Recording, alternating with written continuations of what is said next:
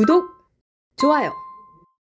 3부로 넘어가겠습니다. 강대규 변호사님이 나오셨습니다. 어서 오십시오. 네, 안녕하십니까. 강대규입니다. 예, 이 문제부터 한번 살펴보겠습니다. 김의겸이 다시 출연을 했네요. 네. 그간에 흑석동의 이 재테크 문제로 논란이 됐던, 그리고 청담동 이 술자리 관련돼서 거짓 의혹으로 이 김의겸이가 정치권에서 이제 김의겸은 탁탁물이 됐다 생각했는데 새만금 개발청장으로 임명됐어요. 네. 어떻게 보세요? 새만금 개발청장에 이런 분이 오면 안 됩니다. 이 전문성이 전혀 없는 분이 온 것이고요.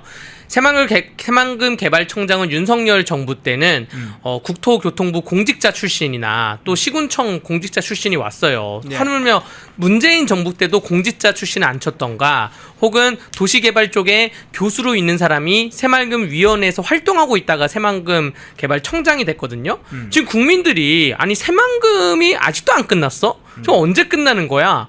지금 밑빠진 독에 물 붓기라고 한 30조 정도가 들어갔거든요. 그런데 아무런 수익을 못 내고 있어요.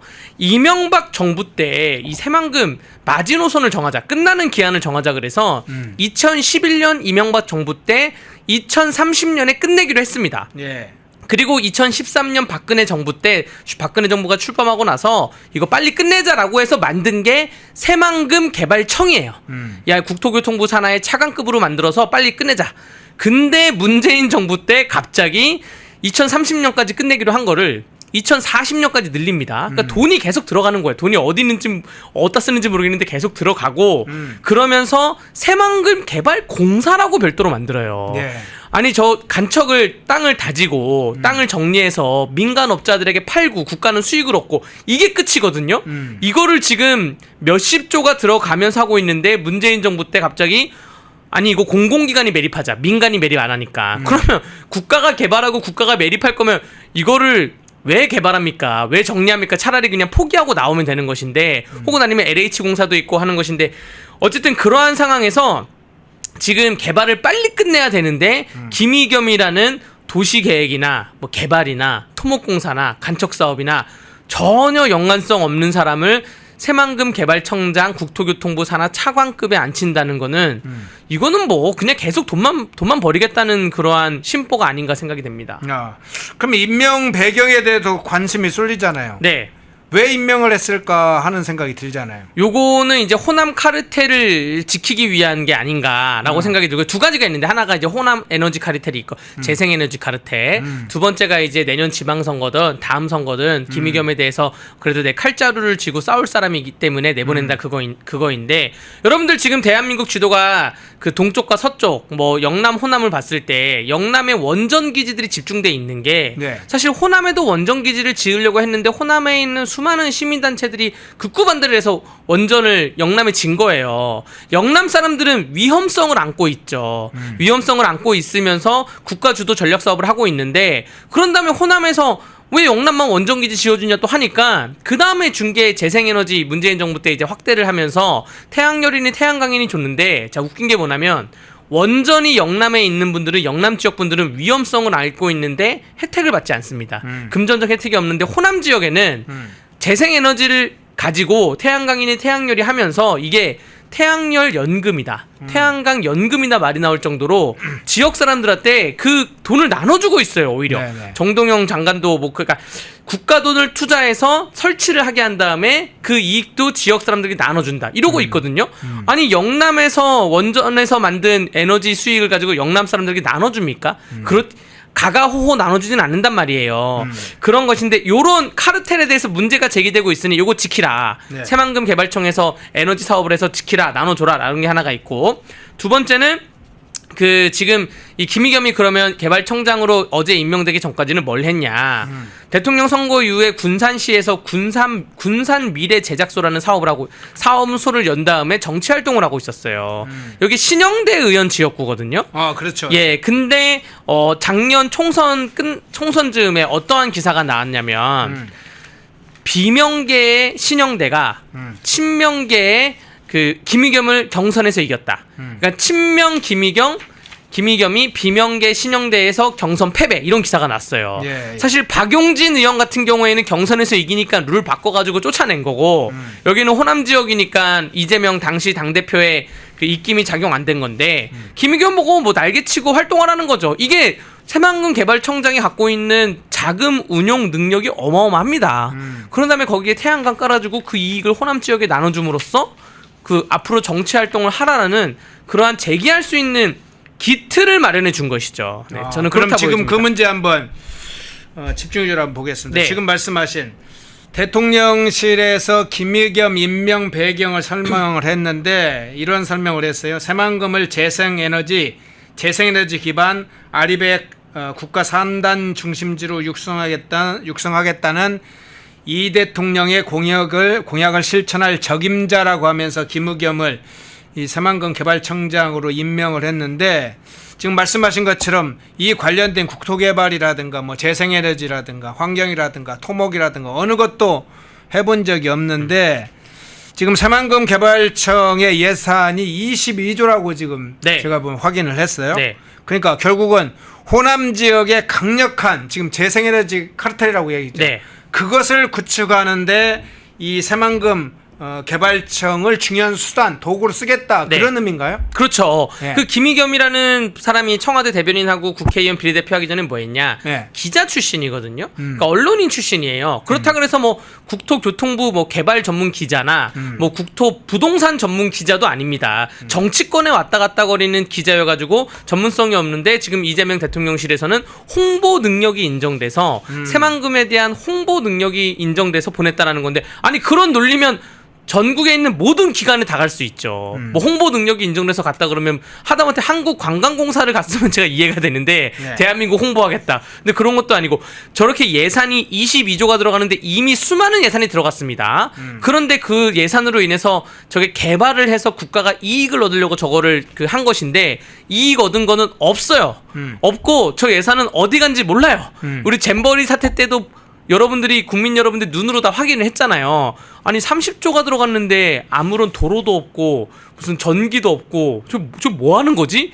지금 근데 22조를 또 투입하는데 거기에 김의겸을 갖다 놓으면서 에너지 사업을 재생에너지 사업을 하라는 건데 새만금 개발이 처음에 계획된 게 1989년도고 본격적으로 시작된 게 91년도고 그나마 이명박 정부 와서 야 이렇게 주먹구구식으로 할 거야? 기본계획 수립해 2030년까지 끝내 라고 했는데 그때 새만금 개발 처음 할 때 무슨 태양광, 태양열 이런 얘기 안 나왔거든요.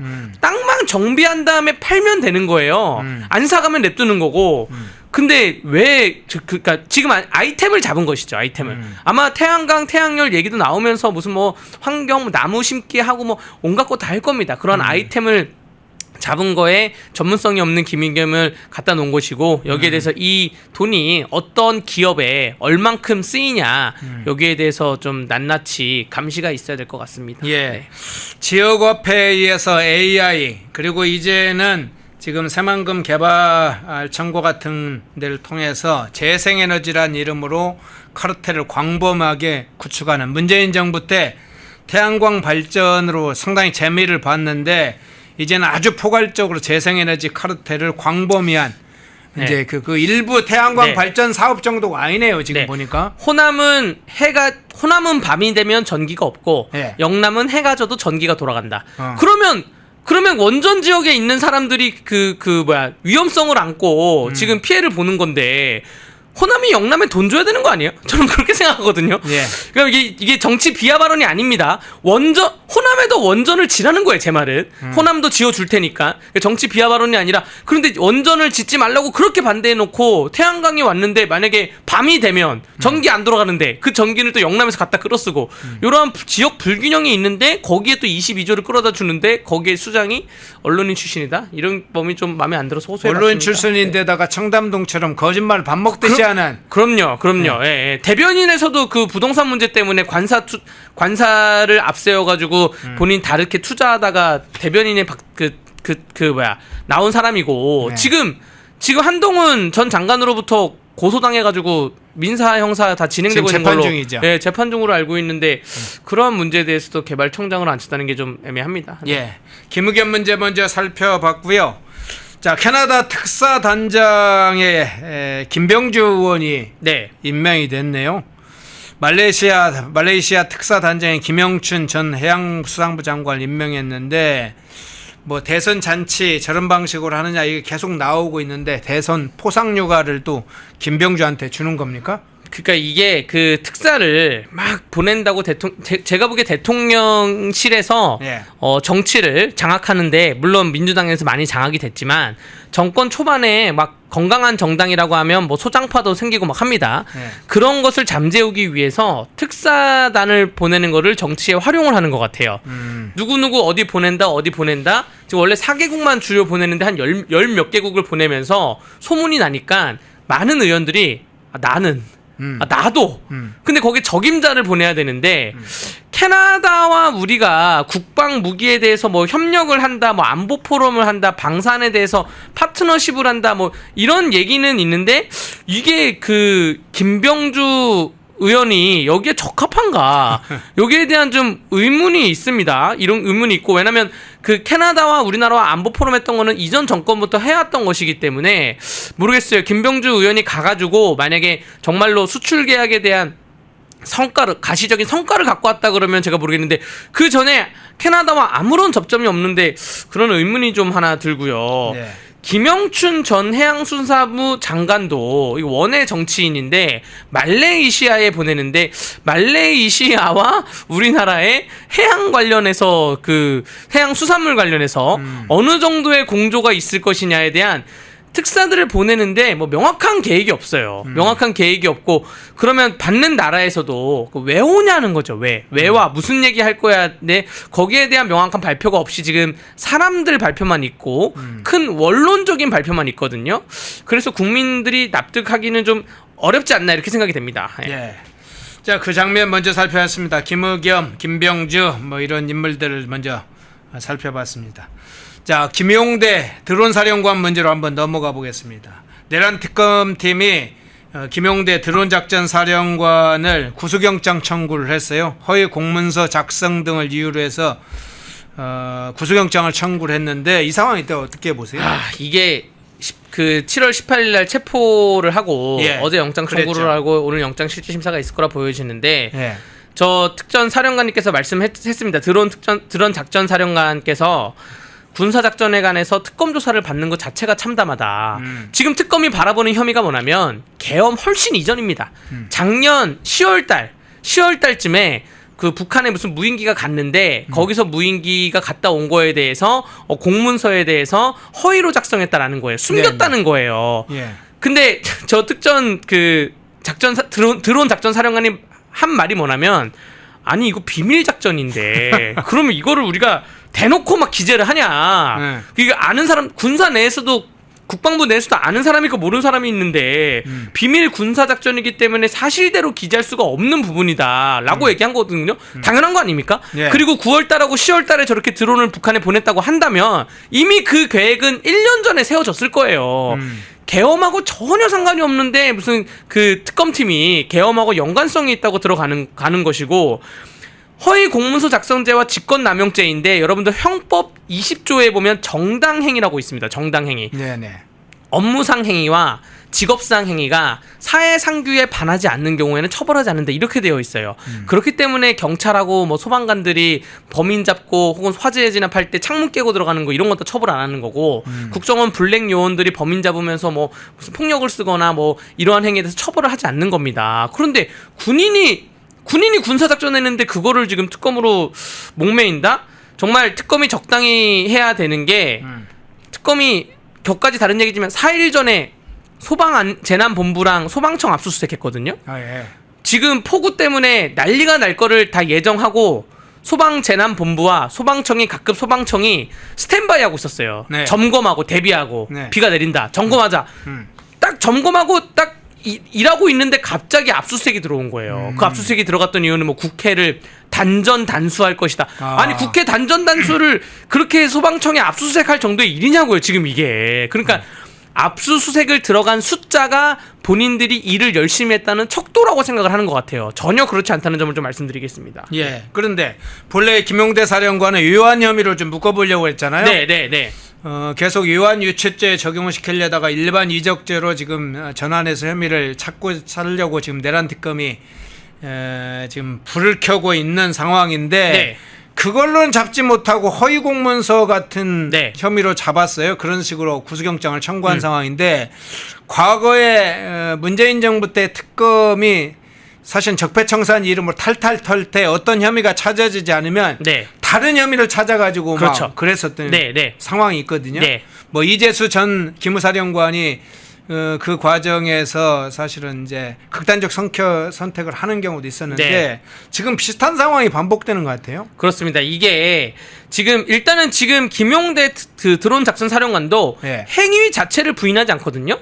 내가 그러니까 문서를 수정 안 한 게 아니다. 수정한 게 맞다. 근데 이거 비밀 작전이어서 수정을 할 수밖에 없었다. 그러면 행위 자체를 부인하는 게 아닌데 네. 근데 전혀 체포나 구속을 할 필요가 없는데 한 것이고요. 외환죄에 대해서 막 떠들썩하게 하더니 안 되니까 허위 공문서 작성죄로 들어간 거예요. 형량 차이가 확연하게 차이가 나죠.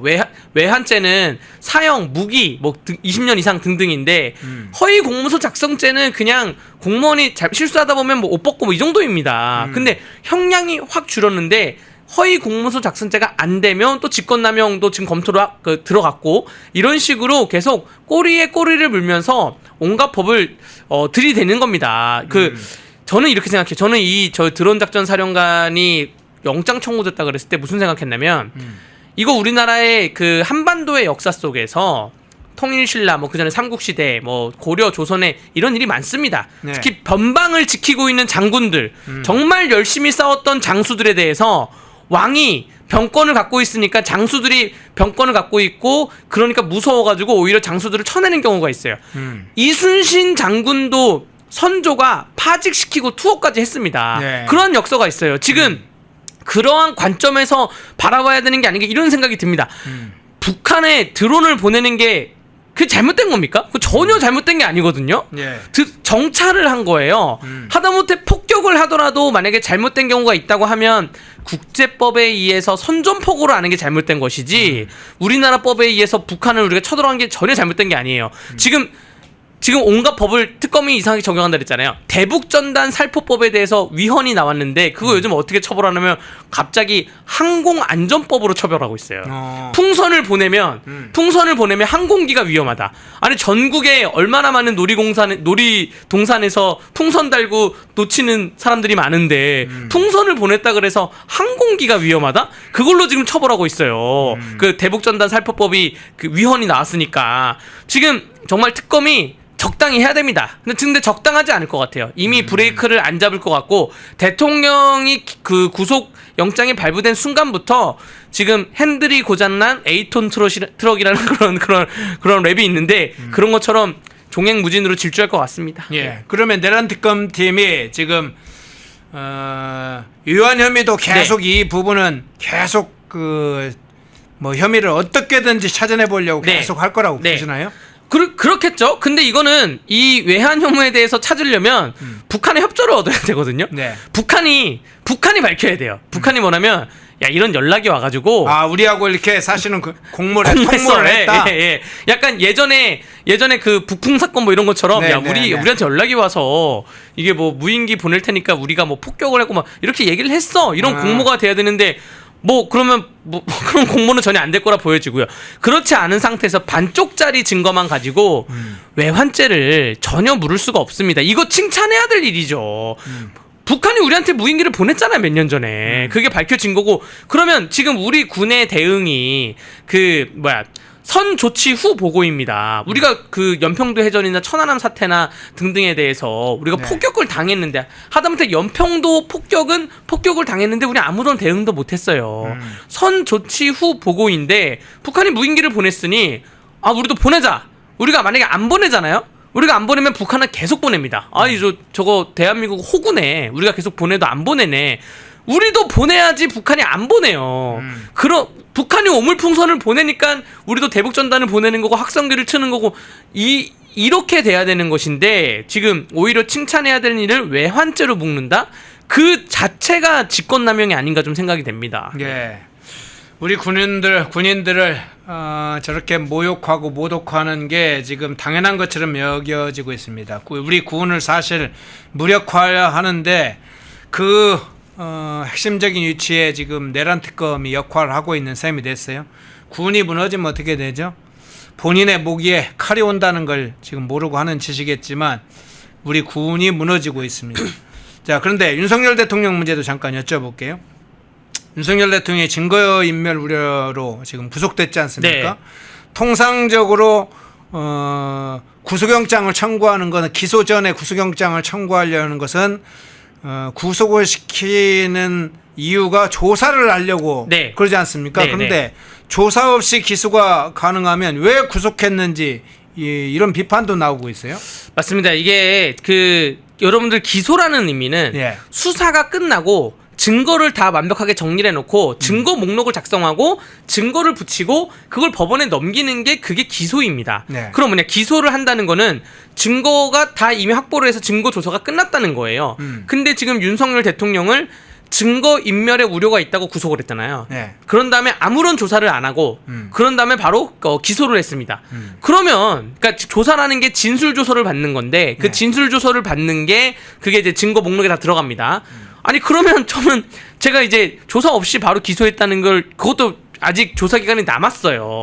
아직 며칠이 남았음에도 불구하고 주말 사이에 기소했다는 얘기 듣고 아니 그러면 구속을 왜 한 거야 생각이 들더라고요. 그러면 애당초 조사 없이 기소할 수 있다고 하면 그러면 증거인멸 우려가 있다고 하면 바로 기소하면 돼요.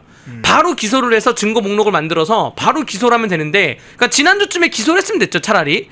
그렇게 재판을 진행하면 되는데 구속을 왜 한 거냐라는 생각이 들고요. 이거 아마 제가 생각하는 정치적 흐름은 이런 겁니다. 이진숙, 강선우, 정동영, 권오을 지금 인사청문회 때 김영훈 여러 가지 문매를 맡고 있으니까 이번 주에 정치적 이벤트를 만들어야 되는 거예요. 만약에 윤석열 전 대통령에 대해서 주말 사이에 기소 안 했으면 오늘 저희 뉴스는 이 한 꼭지가 없어지는 거죠. 이 기소가 없어지는 거죠. 그러면서 지금 강선우나 다른 주제를 더 많이 다룰 수가 있습니다. 언론들도 그렇고. 그런데 주말 사이에 사실 주말에 일요일에 제가 계속 속보를 보다 보면 강선우 얘기 임명하는 거야 안 하는 거야. 이진숙은 임명 안 한다며 강선우는 임명하는 거야 안 하는 거야 계속 보면서 소통하고 있었는데 갑자기 윤석열 기소 이러니까 거기로 다 얘기가 쏠렸어요. 윤석열 기소로. 그러한 의미로 지금 특검이 수사를 하는 게 아니라 정치 계열에 보태는 게 아닌가 이런 생각이 좀 들었습니다. 예. 자, 그 장면까지 좀 살펴보겠습니다. 조은석 내란 특검 팀이 이 김용대 드론 작전 사령관을 이제 군인으로서 모욕, 모독을 준 것에 그치지 않고 자, 유효한 혐의도 적용을 못하면서 허위 공문서 작성으로 지금 구속영장을 청구한 상황이라 그 장면을 살펴봤습니다. 자, 마지막 주제 하나 이것 좀 다뤄보죠. 중국 전승절에 이재명 정권이 어떻게 하는지 한번 살펴볼 텐데요. 자, 이재명이 중국 전승절 행사에 참석할지 여부를 두고 갈피를 지금 사실을 못 잡는 상황으로는 알려져 있는데 일단 불참 가능성이 상당히 대두가 됐습니다. 그 와중에 우원식 국회의장을 중국 전승절에 대참시키는 안이 제시됐다. 네. 이런 얘기가 나오는데 어떻게 보세요? 중국 전승절이 9월 3일입니다. 예. 역대 정부에서는 사실 참석하거나 파견조차 안 했어요. 그나마 박근혜 정부 때 2015년에 예. 중국 정승절은 항일 전쟁을 중국이 일본에게 승리했다 이런 의미예요. 예. 항일 전쟁을 승리했다는 70주년 기념이라 그래서 박근혜 전 대통령이 참석을 했는데 대통령의 신분으로 이때는 왜 그랬냐면 시진핑이 들어오고 나서 시진핑 체제를 공고하게 하기 위해서 정말로 중국이 전승절 행사를 그렇게 열병식하거나 하지 않아요. 근데 정말 대대적으로 행사를 한 거예요. 그러면서 주변국들을 막 초청하고 서방국들은 안 갔는데 일본이야 본인들 행사니까 안 갔고 러시아와 이제 대한민국과 다른 아시아계의 다른 주변국들이 간 겁니다. 간 것이고 그 이전에는 안 갔고요. 그 이후에도 안 갔어요. 그러면 이전에는 박근혜 정부 이전에는 노무현 문재인 정부, 노무현 김대중 정부든 혹은 아니면 이명박 정부든 우리나라에 뭐 특사를 파견하거나 뭐 대사관급을 파견하거나 그러지도 않았습니다. 그런데 이제 문재인 정부 때는 대사관급이나 그 이하를 파견했어요. 근데 지금 그 이재명 정부에서 갑자기 우원식 국회의장이 간다? 굉장히 좀 황당하고 생뚱맞죠. 그 남의 나라 전승절에 우리나라 국회의장이 왜 갑니까? 그게 좀 굉장히 좀 생뚱맞고 좀 황당한 그 모양새가 좀 된 것 같습니다. 네. 예. 남은 나라의 군사적인 승리 기념일에 그것도 중국 공산당이 항일 전투에 승리했다. 사실 네. 중국 공산당의 위협을 알리는 자리 아니에요. 네, 네. 자기가 어떤 중국의 위협이지만 사실은 중국 공산당이 어떤 항일 전쟁에서 일본을 퇴치했다 해서 그 위협을 알리는 무슨 장제스라든가 국민당을 위협을 알리는 것도 아니고 공산당 위협을 알리는 자리에 대통령이 갈까 말까 고민을 하고 여기도 이거 좀 미국 눈치도 봐야 되고 그러니까 못 가면 우원식을 보낸다. 우원식은 근데 대통령 비서도 아니고 국회의장이잖아요. 네. 삼권 분립 체제가 명확한데 어떻게 이거 대참이 가능합니까? 상권 분립이 이 정부에서는 기대를 안 하는 게 차라리 날 것 같은 그러한 생각이 듭니다. 여러분들 그 정부가 건강하려면 네. 여러분들 이명박 정부 때 부동산 가격 확 낮추고 이명박 정부 때 뭐 아덴만 여명 작정하고 정말로 국민들이 이명박 정부에 박수를 보낼 정도로 많은 그 가려운 것도 긁어주고 경제 정책도 잘했는데 이명박 정부가 어떻게 들어왔냐? 이명박 대통령이 당선되자마자 당시 한나라당의 초선 의원들이 정부에 대해서 쓴소리하기 시작했어요. 그리고 그때 이명박 대통령의 친형인 이상득 의원이 육선 의원이고 국회의장으로 가려고 하는데 당시 속칭 남원정이라고 하는 뭐 남경필, 원희룡, 정병국 이 다선 의원들이 이 삼성급 이상 의원들이 소장파라 그래가지고 반대 기자회견하고 막 그랬습니다. 그러니까 정부가 건강하게 돌아간 거예요. 삼권 분립이 된 거예요. 이명박 정부 때도 한나라당이 180석이었어요. 거대 여당인데도 불구하고 삼권 분립이 되니까 우리나라가 부동산 가격도 확 낮추고 경제도 살아나고 했던 겁니다. 근데 지금 정부 시작하자마자 상권 분립이라는 건 아예 없고요. 왜냐면 지금 벌써 인사청문회 때 장관들 중에 뭐 8명이 들어갔잖아요. 역대 44%가 지금 국회의원이 8명이 장관으로 인사청문회를 하고 있는데 삼권 분립은 기대할 수가 없는데 국회의장이 중국에 간다? 이거는 아마 이렇기 때문에 하는 거겠죠.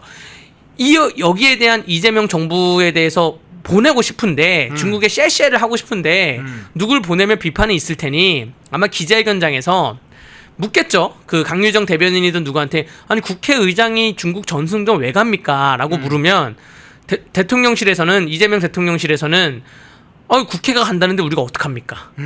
지금 이미 그런 식으로 특검법에 대해서 얘기를 했어요. 아니 근데 국회가 올린 중국에서는 네. 지난번에 뭐 중국의 국장급이 와가지고 이 대통령을 초청하는 뭘 전달했다 뜻을 전달했다 하는데 초청은 대통령을 했는데 갑자기 국회의장이 내가 참석하겠다 그런 꼴이 되는 거예요? 예, 그래서 제가 지금 그걸 말씀드리려고 했는데 모양새를 중국 인민대회나 그 전인대라 그러죠. 중국 전국 인민대회에서 여기 국회의장을 초청하는 모양새로 가지 않을까. 저는 그렇게 예상이 됩니다. 그래서 국회의장이 마지못해서 가는 그런 다음에 아니 의장이 왜 가냐 이러면 왜 그 전승절이라는 거는 우리나라로 치면 우리나라 국방부 행사잖아요. 우리나라 국방부 행사에 우리나라 국회가 뭐 다른 나라의 의회를 초청하진 않거든요. 우리 국방부 행사인데 왜 가냐 이랬을 때 아니 공산주의의 특이성 때문에 공산당 체제이기 때문에 공산당 전국 인민대회에서 우리나라 국회의장을 초청했으면 뭐 대통령실에서 할 말이 없다. 이런 식으로 배드캅 국합 작전을 또 가지 않을까. 이거 정말 잘못된 거예요. 상권 분립이 무너지는 것도 무너지는 거와 굳이 중국 행사에 저렇게 국회의장급을 보내는 거는 굉장히 잘못된 겁니다. 자, 중국 전승절에 누가 갈지 뭐 이재명이 가지 않는다 하더라도 우원식도 지금 우원식이 갈지 이재명 측에서 또 이게 중국절 특사라는 형식으로 이름을 붙여서 보낼지 좀 지켜봐야 되겠습니다만 이 점도 주목되는데 지금 중국 공산당 내부에 시진핑 실각설부터 해서 여러 가지 이야기 나오잖아요. 실각이 아니라 하더라도 권력층 내부의 권력 분점 형상으로 뭐 중국 주석이나 총석이나 중국 군사위 어떤 주석 일부분의 권력이 서로 나눠질 거다 이런 얘기까지 나오는 조건에서 자유 대한민국의 인사가 가서 중국 전승절에 거기에 참여를 한다. 이거 시진핑 전략, 중국의 전략에 이용된다 이런 측면도 좀 우려가 되는데 어떻게 보세요? 그럼요. 중국이 미국에게 할 말이 생기는 거죠. 야, 한국의 국회의장이 왔어. 너네는 누가 갔어? 야, 너네는 초선 의원들 가지 않았어? 야, 너네는 국회의원 초선이 갔지만 우리는 다선 의원의 국회의장이 왔어. 라고 중국이 얼마나 떵떵거리면서 할 말이 생긴 것이고요. 시진핑 실각설에 대해서는 미국의 그 상원인가 하원인가 그 의원 제가 이름을 까먹었는데 그 의원이 그 언론에 인터뷰를 하면서 시진핑 실각설을 제기했는데 그 다음에 큰 폭풍은 없습니다. 시진핑 실각설이 저는 현실화돼 있다고 생각하지는 않아요. 건강 이상설 때문에 실각설을 얘기했던데 현실화됐다고 생각하진 않는데 어쨌든 시진핑 체제 안에서 국회의장이 갔으면 가서 이런 얘기를 해야 됩니다. 가서 지금 우리나라 서해에 중국이 왜 이렇게 인공섬을 만드는 거 아니냐? 왜 이렇게 콘크리트를 갖다 붓냐? 그거와 또 중국 기업이나 중국 정부 또 중국인들이 왜 자꾸 우리나라에 땅을 많이 사냐? 우리도 그럼 너네 나라에 땅을 사겠다. 그거 풀어라. 뭐 이 정도 얘기. 중국인이 우리나라에 투표를 하면서 참정권을 갖고 있는데 우리나라 국민들도 중국 너네 공산당에 입당하면 참정권 가질 수 있냐? 뭐 이 정도 얘기가 돼야지 전승절 축하할 건 축하하고 그래 축하한다. 근데 축하하면 우리 무기 살 거야? 근데 무기를 또 팔면 안 돼요. 거기 그 정보가 군사 정보가 많이 빠져나갈 수 있기 때문에 어쨌든 그런 식으로 얘기를 해서 동등한 위치로 가야지 이거 뭐 셀시하면서 숙이고 가는 거는 불과 얼마 전에 나토 초청에 안 갔고요. 네. 나토 초청할 때 그 트럼프가 호주, 뉴질랜드, 일본, 미국 우리 태평양끼리 따로 모아보자 했는데 거기 안 갔고요. 6.25 하물며 우리나라 6.25 행사에도 대통령이 안 갔어요. 근데 중국 전승절 행사, 중국 9.3 행사에 국회의장이 간다? 요거 국제사회에 좀 자금막해나 파장이 좀 있을 겁니다. 네. 갑자기 저러다가 또 김민석이 툭 튀어나오는 거 아닌가 모르겠습니다. 툭 튀듯 김민석. 근데 어쨌든 우원식이 가든 만일 특사 형태로 뭐 누굴 보내든 아니면 실무자 국장 거를 보내든 그 자체가 던지는 메시지가 있기 때문에 미국이 이것을 지켜보고 서방 자유 우방 진영이 지켜보고 있잖아요. 그러니까 보내려면 그래요. 뭐 중국 전승절이 우리도 일본에 대항해서 싸워가지고 1945년 8월 15일에 광복을 했으니까 그런 의미에서 보낼 거면 급을 맞춰서 보내야죠. 미국이나 다른 유럽의 EU에 보냈던 우리 우호국들과 일본에 보냈던 우리 한미일 동맹과 급을 맞춰서 보내야지 국회의장을 보내면 안 된다는 것이고요. 여러분들 이거 제가 아까 이순신 선조 얘기를 하면서 드론 사령관 잡은 게 그 얘기다 했는데 똑같이 반복되는 게 이게 항상 우리나라 역사 속에서 그 중국에 대해서 명나라든 청나라든 뭐 중국에 대해서 특사를 보내거나 또 우리나라에 있는 뭐 공조를 바치는 거, 그 공료를 바치거나 이러한 문제에 대해서 항상 그 조정에서 얘기가 있었잖아요. 네. 찬성한다, 반대한다, 적당히 보내야 된다, 곡물 좀 적당히 보내야 된다, 많이 보내야 된다. 지금 그 역사가 반복되고 있는 거예요. 우리나라 사대주의에 사대주의에 찌들면 안 된다. 근데 뭐 우리는 중국의 보호를 받아야 된다. 그건 조선시대 고려시대 때는 우리나라 국력이 약했던 게 맞습니다. 보자면 맞는 건데 지금 우리나라 국력은 그렇지 않습니다. 땅덩어리가 작을 뿐이지 우리나라의 문화적이나 뭐 국방적이나 경제력이 전혀 뒤지지 않고 있는 상태에서 우리가 왜 중국에게 끌려다닙니까? 그 대등한 입장으로 가야 된다고 저는 말씀을 드리는 것이죠. 예. 네. 시청하시면서 좋아요 안 누르신 분 있으면 좋아요 꼭 눌러주시기 바랍니다. 오늘 강대규 변호사님과 3부에서 김의겸 문제부터 시작해서 중국 전승절에 우원식이 가게 되는 거냐, 국회의장이 갈 수가 있는 거냐, 이 문제 한번 조목조목 따져봤습니다.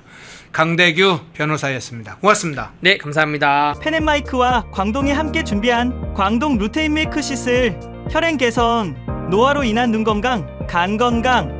펜앤마이크 TV 단독 할인 2개월분 한 박스에 3만원, 6개월분 세 박스에 84,000원. 펜앤마이크 구독자 전용 댓글 상단 할인 링크에서 구매 가능합니다. 전화 문의는 1661-6915, 전화 문의는 1661-6915.